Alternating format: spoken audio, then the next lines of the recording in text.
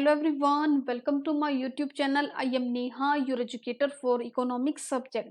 तो लर्नर्स आज हम कर रहे हैं हमारा मोस्ट इम्पॉर्टेंट टॉपिक जो कि सेंट्रल टेंडेंसी है स्टैटिस्टिक्स का। सेंट्रल टेंडेंसी को हिंदी में केंद्रीय प्रवृत्ति के माप कहते हैं और ये टॉपिक एक ऐसा टॉपिक है जो किसी भी कॉम्पिटिटिव एग्जाम जिसमें इकोनॉमिक्स में स्टैटिस्टिक्स आती है उसमें एक बहुत बड़ा रोल प्ले करता है।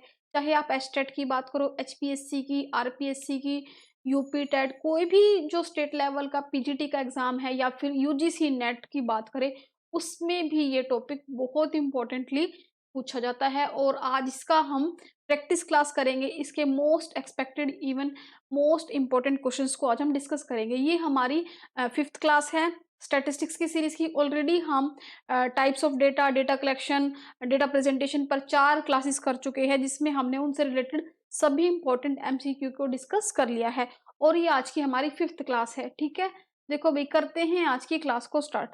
सबसे पहले मैं आपको बता दूं, अगर आप मेरे चैनल पर न्यू है तो भाई चैनल को सब्सक्राइब कर लीजिएगा। आपको ऐसी ही इंफॉर्मेटिव वीडियो और आपके एग्जाम से रिलेटेड ओरिएंटेड वीडियोस आपको यहाँ पर मिलेगी। और चैनल को सब्सक्राइब कर लीजिए। वीडियो पसंद आए तो लाइक कर देना और अपने फ्रेंड्स के साथ शेयर कर देना। चलो भाई, करते हैं आज की क्लास को स्टार्ट। सबसे पहला क्वेश्चन है, विच मेजर्स द सेंट्रल टेंडेंसी, यानी कि कौन सा मेजर, कौन सा माप includes the magnitude of scores, मतलब कि स्कोर्स की बात हो रही है यहाँ पर। केंद्रीय प्रवृत्ति के किस माप में अंकों का परिमाण शामिल होता है। मतलब कि यहाँ पर हम क्या है, स्कोर्स के मेजरमेंट की बात करते हैं। ठीक है, हम स्कोर्स के मेजरमेंट की बात करते हैं। तो भाई हम किस में करते हैं बात, तो यहाँ हम सेंट्रल टेंडेंसी की कर रहे हैं। सेंट्रल टेंडेंसी में हम मीन पढ़ते हैं, मोड पढ़ते हैं, मीडियन पढ़ते हैं, क्वार्टाइल पढ़ते हैं, डिसाइल पढ़ते हैं, परसेंटाइल पढ़ते हैं, क्वार्टाइल डेविएशन पढ़ते हैं। ये एक बहुत ही बड़ा चैप्टर है। लेकिन क्वेश्चन में पूछा हुआ है मैग्नीट्यूड ऑफ स्कोर्स। स्कोर्स क्या होते हैं, कोई अंक, कोई पॉइंट्स। ठीक है, उनका जो परिमाण है, उनका जो मैग्नीट्यूड है, उसको क्या किया जाता है, इंक्लूड किया जाता है, उसको शामिल किया जाता है। भाई वो किया जाता है माध्य में, मीन में। देखो कैसे, मीन में क्या होता है, हमें कुछ पॉइंट्स दिए होते हैं, हमें कुछ डेटा दिया होता है, उसके अंकों के आधार पे हम मीन को कैलकुलेट करते हैं। ठीक है, देखो कैसे, मीन क्या है, calculated by adding up all the scores. मतलब कि हमें कुछ नंबर्स दिए हुए हैं, जैसे कि ये नंबर है 2 2 3 5 5 5 7 8। तो इस तरह के हम नंबर्स को क्या करेंगे, टोटल कर लेंगे। फिर ये कितने नंबर्स है, 1 2 3 एन कितने नंबर्स है, 7th नंबर है, डिवाइड बाय 7। तो nth नंबर को इससे हम डिवाइड कर देंगे तो हमारा मीन आ जाएगा 4.5। तो क्वेश्चन के according mean is calculated by adding up all the scores and dividing by the total numbers of scores. मतलब कि जितने भी टोटल नंबर ऑफ स्कोर्स है उससे हम डिवाइड कर देंगे। The calculation takes into account of magnitude of each score. हम इसमें यहाँ पर हर एक स्कोर्स को क्या करते हैं, ऐड करते हैं। As larger scores contribute to more to the sum. जितना ज्यादा हमारा स्कोर, जितने ज्यादा हमारा जो स्कोर है, जितने ज्यादा हमारे नंबर ज्यादा हो गए, उतना ही ज्यादा हमारा जो कंट्रीब्यूट होगा सम में वो ज्यादा होगा। ठीक है, तो इसका आंसर हमारा हो जाएगा मीन। देखो भाई, अब आप सोचोगे मोड क्यों नहीं होता। भाई देखो, मोड क्या होता है, मोड को हम जेड से डिनोट करते हैं। ठीक है, और मीन को हम एक्स बार से डिनोट करते हैं। मोड में क्या होता है, जो हमारी टर्म, जो हमारा नंबर मैक्सिमम टाइम आ रहा है या फिर जो सबसे हाईएस्ट होता है, वो हम मोड से उसको हम मोड के अकॉर्डिंग सेट करते हैं। मोड को हम ग्रुपिंग मेथड और इंस्पेक्शन मेथड से क्या करते हैं, कैलकुलेट करते हैं। मीडियन में क्या करते हैं, हम मिड टर्म को एवरेज निकाल के उसके अकॉर्डिंग हम क्या करते हैं, कैलकुलेट करते हैं। और रेंज, रेंज क्या है, रेंज तो सेंट्रल टेंडेंसी का पार्ट है ही नहीं, ये तो हम डिस्पर्जन में कैलकुलेट करते हैं। रेंज को हम कैसे निकालते हैं, हम लार्जेस्ट में से स्मॉलेस्ट वैल्यू को लेस कर देंगे तो हमारा रेंज आ जाता है। ठीक है, तो इसका आंसर हमारा हो जाएगा मीन, माध्य। नेक्स्ट क्वेश्चन है हमारा, which of the following is not, not की सेंस में क्वेश्चन पूछा हुआ है। डिसएडवांटेज, डिसएडवांटेज होता है, एडवांटेज होता है फायदा, डिसएडवांटेज होता है नुकसान। ठीक है, तो नेगेटिव सेंस में क्वेश्चन पूछा हुआ है भाई। और मैं आपको पहले भी कई बार ये चीज रिपीट कर चुकी हूँ कि एस्टेट वाले बहुत बार नहीं, हर बार ये उनका एक फेवरेट क्राइटेरिया बन चुका है नेगेटिव सेंस में क्वेश्चन पूछना। आपको यकीन ना हो, प्रीवियस ईयर के पेपर्स देख लो, नोट नोट नोट, कौन सा, बहुत सारे क्वेश्चंस नोट की सेंस में, नेगेटिव सेंस में वो पूछते हैं। क्वेश्चन पूछा हुआ कि कौन सा माध्य, कौन सा मीन का उपयोग करने का नुकसान नहीं है, मतलब कि उसका डिसएडवांटेज नहीं है। तो देखो भाई, हम हमसे क्या पूछा हुआ है कि विच of the following is not is disadvantage of using mean, मतलब कि मीन का यूज करने का कौन सा नुकसान नहीं है। ऑप्शंस है, it is affected by extreme value, ये चरम मूल्यों से प्रभावित होता है। अफेक्टेड लिखा हुआ, ठीक है। It can not be compared in grouped data with open ended class interval. इसको हम ग्रुप डेटा में और ओपन एंडेड जो हमारा क्लास इंटरवल है उसमें हम क्या कर सकते हैं, कंप्यूट गणना नहीं कर सकते। नेक्स्ट ऑप्शन है हमारा, it does not possess the desired algebraic property. मतलब कि जो हमें चाहिए, वांछित, मतलब कि जो हमारे डिजायर्ड है, जो हमें चाहिए उसका एल्जेब्रिक प्रॉपर्टी। एल्जेब्रिक प्रॉपर्टी क्या होता है, जैसे 3x प्लस 4y, ये क्या है, एक अलजेब्रिक प्रॉपर्टी है। मतलब कि इससे हमें ये अलजेब्रिक प्रॉपर्टी नहीं मिलती। ऑप्शन डी है नन ऑफ द अबव। तो हमें क्या पूछा हुआ है, मीन का डिसएडवांटेज नहीं है। मीन का डिसएडवांटेज क्या नहीं है, सी। देखो भाई, इससे क्या है, हमें क्या नहीं मिलता, इससे हमें क्या, डिजायर्ड अलजेब्रिक प्रॉपर्टी नहीं मिलती। इसका कुछ ऐसा नुकसान नहीं है, ठीक है। क्योंकि मीन में क्या होता है, हमें न्यूमेरिकल डेटा दिया होता है, हमें वेरिएबल्स के अकॉर्डिंग हम इसका अलजेब्रिक कैलकुलेशन नहीं करते। तो देखो डिसएडवांटेज क्या है, very large and very small number can be distorted from the answer. मतलब कि बहुत ज्यादा नंबर हो और बहुत कम नंबर हो, उससे क्या होता है, हमारा जो आंसर है वो डिस्टोर्ट हो सकता है। और इसमें क्या होता है, long time to calculate very large of data. जब हमारे पास बहुत ज्यादा डेटा लार्ज क्वांटिटी में दिया होता है तो हमें कैलकुलेट करने में बहुत ज्यादा क्या लग जाता है, टाइम लग जाता है, ठीक है। और दूसरा हमें क्या इसका डिसएडवांटेज है, दे में बी मोर देन मोड। यहाँ पर ये क्या है, मोड से ज्यादा हो सकते हैं। There may be no mode at all if none of the data is the same. अगर सभी डेटा सेम नहीं है, मतलब कि अगर कोई टर्म रिपीट नहीं हो रही, तो वहां पर हम मोड को कैलकुलेट नहीं कर सकते। It may not accurately represent data. और जरूरी नहीं है कि जो डेटा को है एक्यूरेटली रिप्रेजेंट करे, ठीक है। तो ये इसकी डिसएडवांटेज होगी और इसी में ही हम इसको कंसिडर कर लेंगे कि इससे हमें क्या है, it does not possess desirable algebraic property. तो इसका आंसर हमारा हो जाएगा सी। नेक्स्ट क्वेश्चन है हमारा third, the two methods of finding mode in A discrete series. मतलब कि एक डिस्क्रीट सीरीज में मोड को फाइंड करना है, ठीक है। मोड को हिंदी में बहुलक कहते हैं और मोड को हम z से डिनोट करते हैं, ठीक है।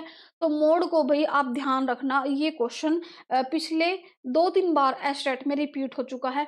मोड को हम ग्रुपिंग मेथड और इंस्पेक्शन मेथड से, समूहन विधि और निरीक्षण विधि से ज्ञात कर सकते हैं। यानी कि बहुलक को हम ग्रुपिंग मेथड और इंस्पेक्शन मेथड से क्या कर सकते हैं, कैलकुलेट कर सकते हैं। इसका आंसर हमारा सी हो जाएगा, सी, ठीक है।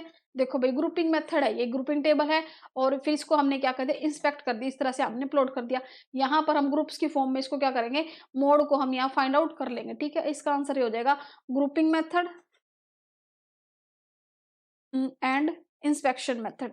इंस्पेक्शन मेथड यानी कि समूहन विधि और निरीक्षण विधि, ठीक है। मोड कैलकुलेट करने की 2 विधियां हैं ये। नेक्स्ट क्वेश्चन है हमारा, when the values in A series, एक सीरीज दी हुई है हमें, ठीक है, उसमें वैल्यूज है, do not have equal importance. उनकी क्या है, इक्वल, समान जो इंपॉर्टेंस है, महत्व है, वो नहीं है, ठीक है। जब किसी श्रृंखला में मान यानी कि जो वैल्यूज है वो क्या है, इक्वल इंपॉर्टेंस नहीं है, तो हम क्या करेंगे भाई। देखो हमें क्या दी हुई है, सीरीज दी हुई है, ठीक है, हमें सीरीज दी हुई है।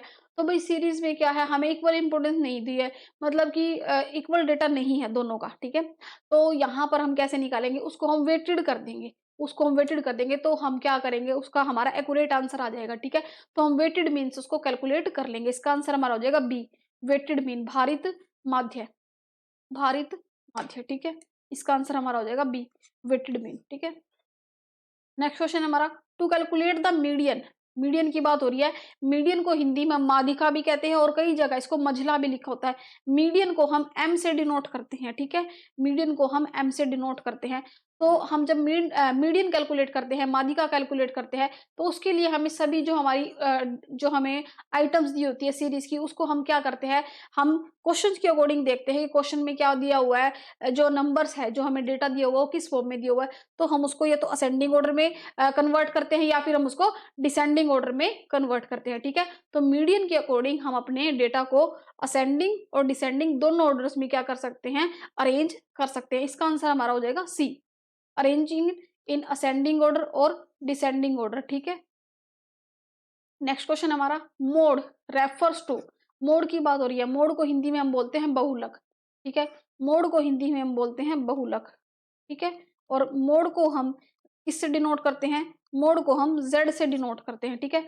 Mode is the value of with in A series that occurs. मतलब कि जो टर्म कितनी बार संदर्भित करता है, occurs dash number of times, maximum, minimum, zero या इनफाइनाइट। जो नंबर बार बार रिपीट हो रहा हो, ज्यादा से ज्यादा रिपीट हो रहा हो, वो हमारा क्या होता है, मोड होता है। तो यहाँ पर आएगा मैक्सिमम। ठीक है, यहाँ पर आएगा मैक्सिमम। देखो भाई, मैं आपको एक एग्जांपल से समझाती हूँ। ये हम एक सीरीज दी हुई है 2 9 8 7 3 2 7 7 5 3 3 8 7। तो हम यहाँ देख रहे हैं कि 7 7 बहुत बार रिपीट हो रहा है।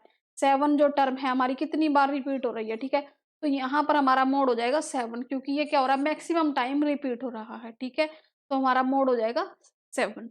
इसका आंसर हमारा हो जाएगा मोड। ठीक है, तो इसको हम इस तरह से, जब हमारी पूरा जो हमें टेबल दिया होता है मोड को, हम इस तरह से निकालते हैं क्यूमुलेटिव फ्रीक्वेंसी के अकॉर्डिंग। जब हम F0 F1 के अकॉर्डिंग हम इसको निकालते हैं क्लास इंटरवल की हेल्प से। नेक्स्ट क्वेश्चन हमारा, the value of extreme items do not influence the average of. मतलब कि एक्सट्रीम आइटम्स यानी कि चरम मूल्य का, वस्तुओं का चरम मूल्य डैश के औसत को प्रभावित नहीं करता, मतलब कि उसको अफेक्ट नहीं करता। तो भाई देखो, किसका जो एक्सट्रीम वैल्यू है वो एवरेज को प्रभावित नहीं करता, वो करता है हमारा किसका, मीडियन का। तो मीडियन का जो एक्सट्रीम वैल्यू है वो किसको, एवरेज को प्रभावित नहीं करता। इसका आंसर हमारा हो जाएगा मीडियन। मीडियन को हम कैसे निकालते हैं, n+1/2, ये हमारा हो जाएगा मीडियन। ठीक है, m से इसको हम डिनोट करते हैं। नेक्स्ट क्वेश्चन हमारा, dash is not a measure of central tendency, का मेजर नहीं है। तो भाई देखो, हम जब सेंट्रल टेंडेंसी पढ़ते हैं, सेंट्रल टेंडेंसी को हिंदी में केंद्रीय प्रवृत्ति के माप बोलते हैं। और ये क्या कहते हैं, एक स्टैटिस्टिक्स में बहुत इंपॉर्टेंट टॉपिक है। ठीक है, तो इसमें हम मीन पढ़ते हैं। मीन को हम किससे डिनोट करते हैं, एक्स बार से। मोड को हम जेड से डिनोट करते हैं। मीडियन को हम एम से डिनोट करते हैं। लेकिन रेंज इसका टॉपिक नहीं है, रेंज डिस्पर्जन में हम पढ़ते हैं। तो इसका आंसर हमारा हो जाएगा रेंज। रेंज में हम क्या निकालते हैं, हाईएस्ट में से स्मॉलेस्ट लेस करते हैं, तो हमारा रेंज आ जाता है। ठीक है, नेक्स्ट क्वेश्चन हमारा, the sum of deviations from the dash is always zero. मतलब कि डैश का विचलन, डेविएशन का जो सम है वो हमेशा जीरो के डैश होता है। मतलब कि किसके, मतलब किसका जो है, मतलब कि कौन सा जो टर्म है उसका जो डेविएशन है वो हमेशा उसका जो सम है वो जीरो होता है। तो भाई देखो, जो सम होता है वो होता है किसका, किसका, वो होता है मीन का। मीन का जो डेविएशन होता है उसका जो सम होता है वो क्या होता है, हमेशा जीरो होता है। इसका आंसर हमारा हो जाएगा मीन, माध्य, माध्य। ठीक है, यहाँ पर लिखेंगे मीन, तो इसका आंसर हमारा हो जाएगा सी, मीन। नेक्स्ट क्वेश्चन हमारा, the number of observation smaller than dash, dash is the same as the number of observation larger than it. मतलब कि डैश से, किससे, छोटे प्रेक्षणों की संख्या, यानी कि जो स्मॉलर ऑब्जर्वेशन की संख्या इससे बड़े प्रेक्षणों की संख्या के बराबर होती है। किस टर्म में, मीडियन में, मोड में, मीन में, नन ऑफ द दिस। तो देखो भाई, ये होता है हमारा किसमें, मीडियन में। ये होता है मीडियन में। तो देखो भाई, यहाँ पर क्या है, ये 50, यहाँ पर क्या है, मिड टर्म को लेते हैं। तो हम जो मिड वैल्यू होती है वो एक साइड इस साइड होती है और एक साइड इस साइड होती है। तो ये क्या होता है, लार्जर देन मीडियन, ये होता है स्मॉलर देन मीडियन। तो ये होता है मीडियन में। मीडियन को हिंदी में बोलते हैं माध्यिका, और इसको हम डिनोट करते हैं एम से। इसका आंसर हमारा हो जाएगा मंझला, या लिखा हो या माध्यिका लिखा हो, एक ही बात है। ठीक है, नेक्स्ट क्वेश्चन है हमारा, dash divides the data into 4 equal parts. तो देखो भाई, ये डेटा को 4 इक्वल पार्ट्स में डिवाइड करता है। तो भाई देखो, ये होता है हमारा, क्या होता है हमारा, क्वार्टाइल। ठीक है, और क्वार्टाइल हमारा डेटा को क्या करता है, 4 इक्वल पार्ट्स में डिवाइड करता है। देखो किस तरह से, देखो ये 25 25 25 25। ठीक है, 4 इक्वल पार्ट्स में कर दिया। और ये Q2 क्या होता है हमारा, मीडियन होता है। Q2 क्या होता है हमारा, मीडियन होता है। और ये क्या होता है, Q3 माइनस Q1 क्या होता है, इंटर क्वार्टाइल रेंज होती है। ठीक है, और Q2 क्या होता है हमारा, मीडियन, माध्यिका। इसका आंसर हमारा हो जाएगा बी, क्वार्टाइल, चतुर्थक। ठीक है, नेक्स्ट क्वेश्चन हमारा, which of the following is a characteristics of mean. यानी कि माध्य की, माध्य की क्या है, विशेषता है। मीन को हम एक्स बार से डिनोट करते हैं। माध्य के विचलन का योग शून्य है। ठीक है, यह चुकता विचलनों के योग को कम करता है, मतलब कि मिनिमाइज करता है सम ऑफ स्क्वायर डेविएशंस को। It is affected by the extreme score all of the above. क्या पूछा होगा, कैरेक्टरिस्टिक्स पूछी हुई है, उसकी विशेषताएं पूछी हुई है। तो भाई क्या है, इसमें ये सभी विशेषताएं क्या होती है, फुलफिल होते हैं, तो ऑल ऑफ द अबव इसका आंसर हो जाएगा। देखो ये जनरली क्या है, रिलायबल है मीडियन और मोड पर, और क्या है, ये क्या होता है, एक्सट्रीम वैल्यू से क्या होता है, प्रभावित होता है, ये एक्सट्रीम वैल्यू से प्रभावित होता है। और जो इसका सम होता है डेविएशन का, वो 0 के इक्वल होता है, और जो इसके जो सम होते हैं स्क्वायर के, वो मिनिमाइज होते जाते हैं डेविएशन के साथ। तो all of the above answer हो जाएगा। परसेंटाइल, परसेंटाइल में क्या होता है, प्रतिशत, ठीक है। परसेंटाइल हम किस पे निकालते हैं, 100 पे, पर 100 पे, ठीक है। तो इसमें क्या होता है, एक पूरी लाइन होती है, वो 100 के 100 पॉइंट्स पर क्या होती है, पॉइंट पॉइंट आउट होते हैं। तो इसमें क्या होता है, 100 पार्ट होते हैं, 100 इक्वल पार्ट्स होते हैं, ठीक है। प्रतिशत तक शतमक में, शतमक लिखा हो या प्रतिशत लिखा हो, एक ही बात है, ठीक है। तो ये क्या होता है, 100 बराबर भाग 100 इक्वल पार्ट्स में, ठीक है। इसका आंसर हमारा हो जाएगा डी। इस तरह से हम परसेंटाइल का रैंक फार्मूला निकालते हैं। नेक्स्ट क्वेश्चन हमारा, which of the following diagram is use to find the value of mode graphically. भाई हमें किसकी वैल्यू निकालनी है, मोड की। मोड को हिंदी में कहते हैं बहुलक, मोड को हिंदी में क्या कहते हैं, बहुलक। मतलब कि किस डायग्राम की हेल्प से हम बहुलक का मान ज्ञात कर सकते हैं, किसका, मोड का, बहुलक का, ठीक है। ऑप्शन दिए हुए में pie chart, bar graph, histogram. तो भाई देखो, हम क्या है, हिस्टोग्राम की हेल्प से, किसकी, हिस्टोग्राम की हेल्प से हम क्या निकाल सकते हैं, अपना मोड निकाल सकते हैं। हम मोड कैसे निकालते हैं, मोड को हम जेड से डिनोट करते हैं। जो टर्म हमारी मैक्सिमम टाइम, मैक्सिमम टाइम क्या हो रही है, बार बार आ रही है, मैक्सिमम टाइम आकर वो हमारी मोड होती है। तो भाई देखो, बार बार कोई टर्म आ रही है या फिर मैक्सिमम है, तो ये यहाँ पर हमारा मोड हो जाएगा, ठीक है। यहाँ पर हमारा मोड हो जाएगा। नेक्स्ट क्वेश्चन हमारा, which of the following statement is always true. इनमें से कौन सा जो कथन है वो हमेशा सत्य है। क्वेश्चन पॉजिटिव सेंस में पूछा हुआ है, ध्यान रखना कि नेगेटिव में नहीं है, पॉजिटिव में।